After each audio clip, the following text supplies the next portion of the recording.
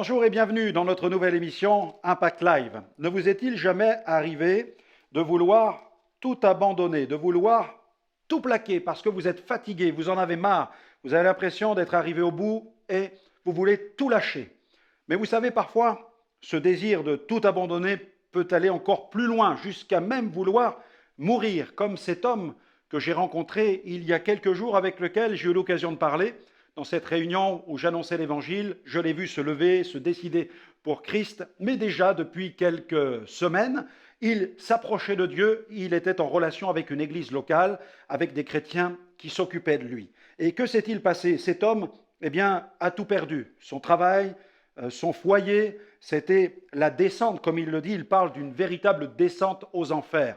Et dans la ville où il habite, donc dans la région lyonnaise, il s'est approché du fleuve, le Rhône, et il avait une idée en tête, c'était de mettre fin à ses jours.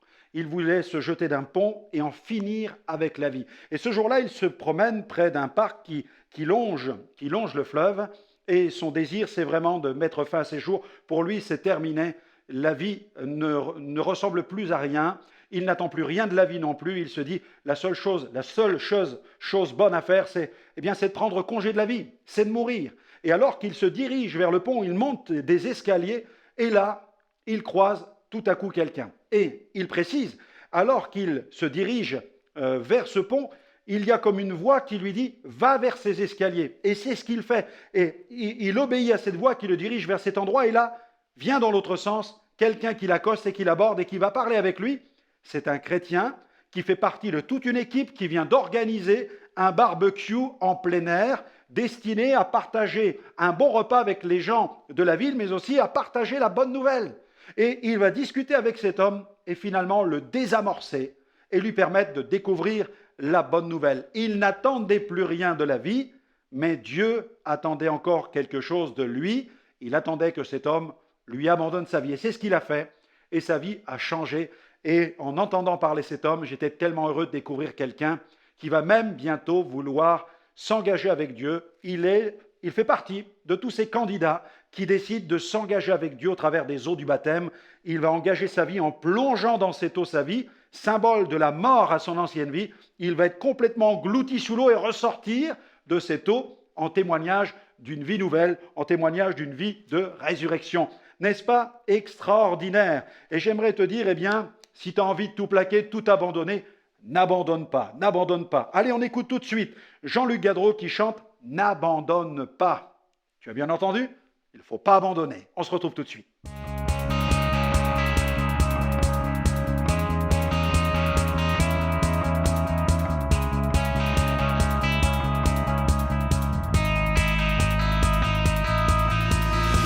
Si ton ciel te semble gris, si ton soleil s'obscurcit, si ta route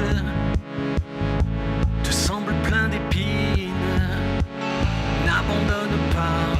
Si tu te sens fatigué, si tu ne veux plus marcher, si tu n'as plus envie de vivre, n'abandonne pas, n'abandonne pas, n'abandonne pas, non, non, non, n'abandonne pas. Si tu te sens isolé, si tu as perdu la paix, si pour toi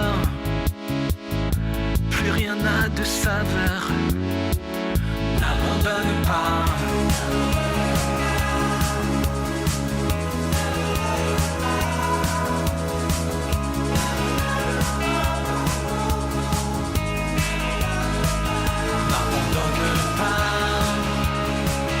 N'abandonne pas, n'abandonne pas, non, non, non, n'abandonne pas. Il veut faire de toi un sujet de joie,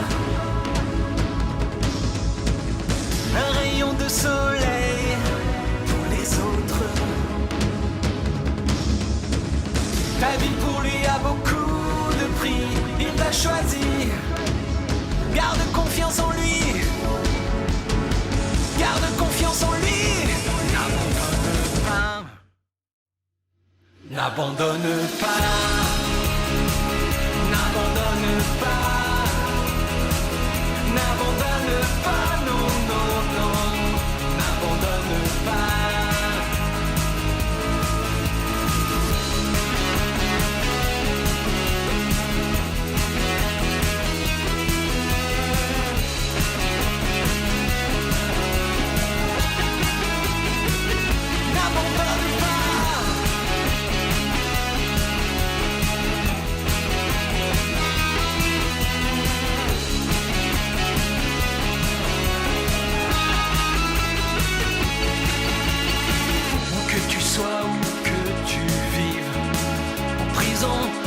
Fugitif, n'oublie jamais ce cri qui vient de Dieu. N'abandonne pas si ton ciel te semble gris, si ton soleil s'obscurcit, si ta route te semble plein d'épines. N'abandonne pas.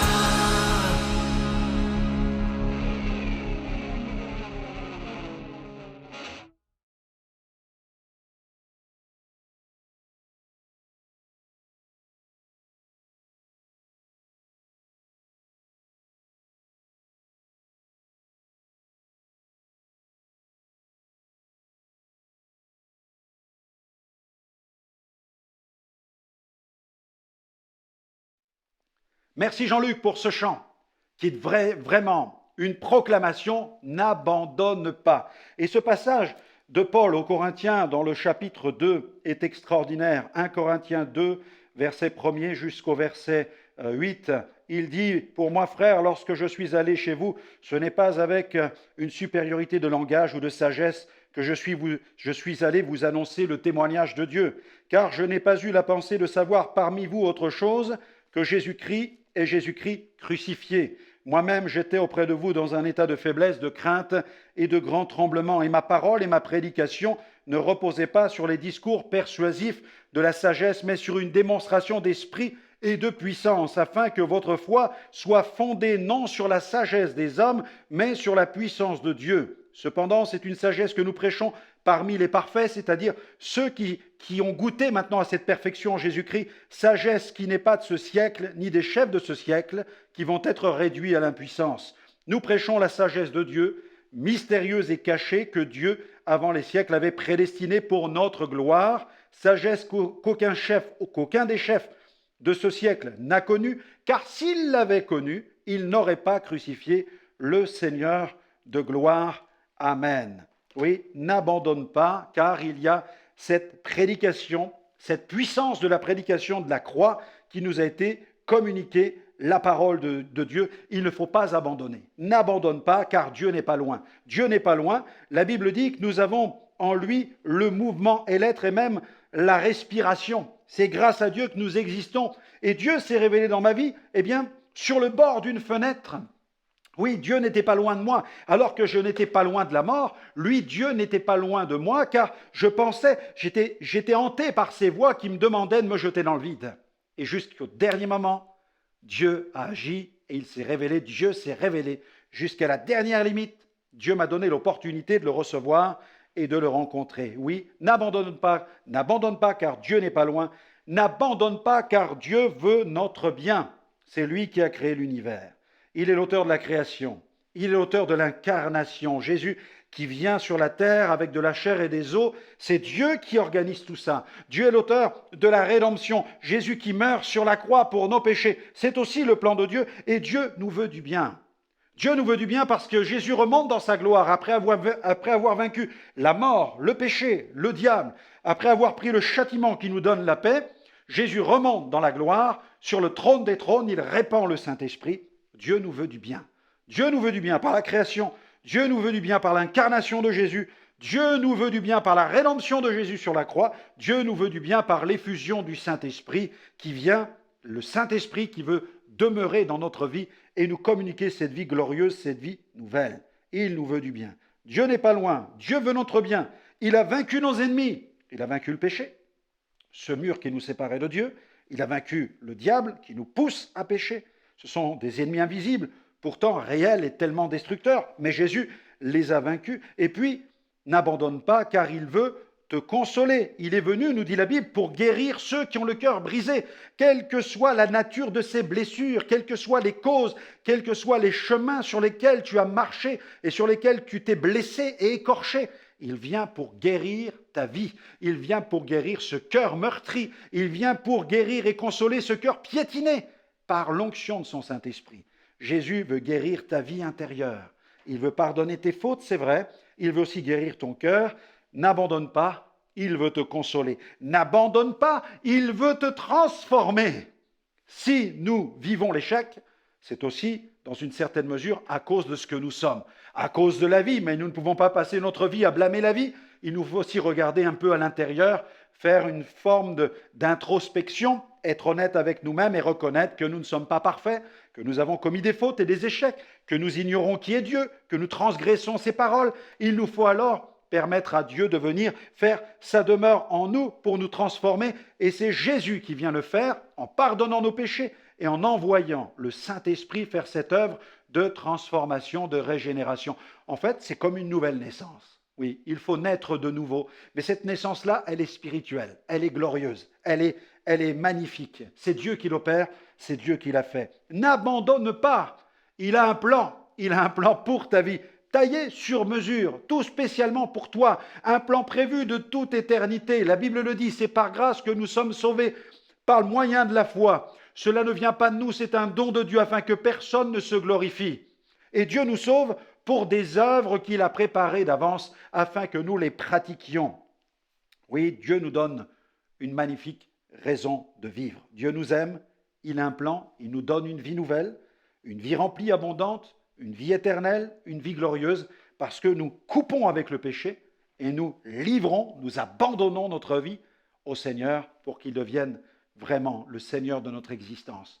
Il est le Sauveur qui désire devenir notre Seigneur, mais un Seigneur qui ne met pas en place une dictature, non, un Seigneur qui veut régner par amour dans notre vie. Alors là où vous êtes, invitez-le maintenant, dites-lui, Seigneur, viens dans ma vie, je ne veux pas abandonner, je relève la tête, pardonne mes fautes, mais surtout, et maintenant, donne-moi ton Saint-Esprit, afin que je vive une vie nouvelle et que je ne recommence pas les choses d'avant, mais que maintenant je marche avec toi, main dans la main. Conduis-moi sur ce chemin d'une glorieuse destinée, d'une vie nouvelle avec toi, au nom de Jésus. Amen. Amen. Je crois que Dieu a entendu cette prière et qu'il va le faire. Il a commencé cette œuvre et la Bible nous dit qu'il l'accomplira, il l'achèvera. Alors ne quitte pas la main du Seigneur. Retrouve-moi dans d'autres réunions, dans d'autres moments de proclamation comme celle-ci, dans d'autres émissions pour entendre la bonne nouvelle. Que Dieu te bénisse et qu'il t'accompagne sur le chemin de cette vie nouvelle. À très bientôt.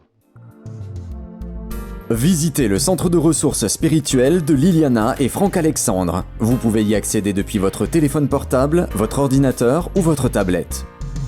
En visitant notre boutique, vous découvrirez de nombreux livres, des manuels, mais aussi des CD audio et DVD de prédication.